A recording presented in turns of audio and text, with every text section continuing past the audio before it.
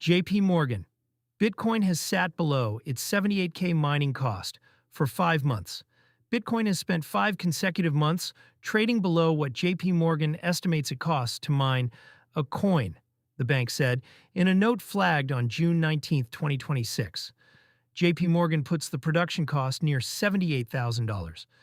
Bitcoin changed hands at $62,253 as of June 19, 2026, around 19% under that estimate. The gap matters because production cost has long acted as a rough floor for Bitcoin's price. Miners who pay more in electricity and hardware than they earn from block rewards and fees cannot run at a loss forever. 5 months below the line is no longer a brief dip. The math behind a $78,000 break-even production cost is an estimate, not a fixed number. JPMorgan builds it from the average electricity price miners pay, the efficiency of the hardware running on the network, and the total hash rate competing for each block. As more machines come online, the difficulty of mining rises and the cost per coin climbs. The April 2024 halving, which cut the block subsidy in half, already pushed break-even sharply higher by handing miners fewer Bitcoin for the same work.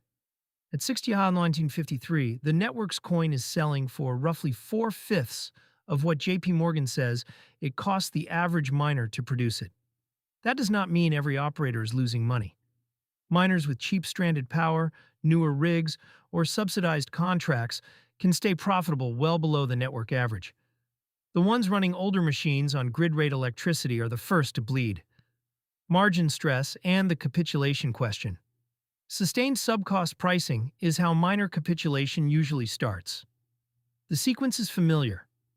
Margins compress, the least efficient operators switch off rigs to stop the losses, network hash rate drops, mining difficulty adjusts downward, and the survivors get a slightly larger share of the rewards. Some stressed miners also sell their Bitcoin treasuries to cover operating bills, which adds supply to an already soft market. The broader tape is not helping. Bitcoin fell about 2.5% over the prior 24 hours, and the Crypto Fear and Greed Index sat at 20, firmly in fear as of June 19, 2026. Ether traded near $1,713, and most large caps were down 2% to 4% on the day. A risk-off backdrop gives miners less room to wait out a price recovery. Whether this turns into a full capitulation event depends on how long the gap holds and how levered individual miners are. A short spell below cost is survivable. 5 months is long enough to drain balance sheets at higher-cost operations, and a sixth would tighten the screws further.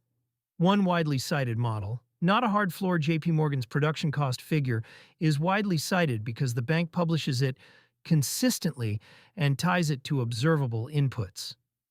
It is still one model. Other analysts use different electricity assumptions and arrive at different break-even points. So the $78,000 number is a reference line, not a hard fact. Read it as a signal about average miner stress rather than a precise floor the price must respect. History offers some caution for both bulls and bears. Bitcoin has traded below estimated production cost before, near the bottom of past cycles, and those stretches preceded recoveries. They also coincided with painful washouts of overleveraged miners. The pattern says stress, not direction, a read on supply pressure for everyday holders. For people who hold Bitcoin or top up a crypto card with it, the production cost story is a read on supply pressure, not a trading signal. Miner selling and capitulation can add downside volatility in the short run. It can also clear out weak hands and reset the network's cost base.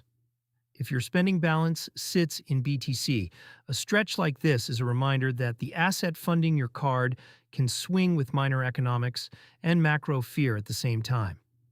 Some users keep their day-to-day float in a stablecoin balance to avoid spending volatile coins at a local low, then convert from Bitcoin on their own schedule.